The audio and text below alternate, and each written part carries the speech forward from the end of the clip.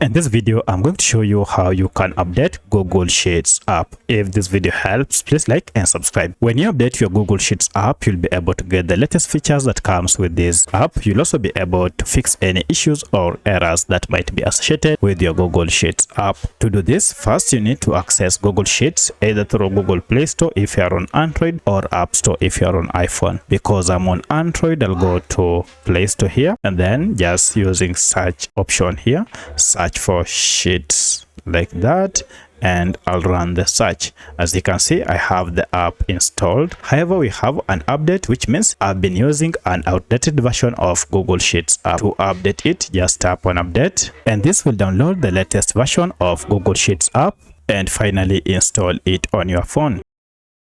Once this has been installed, now you can proceed and tap on open to start using the latest version of Google Sheets. So that's how you can update Google Sheets app to the latest version. If you have any other question, kindly let me know in the comment section. Otherwise, thanks for watching and let's meet in the next video.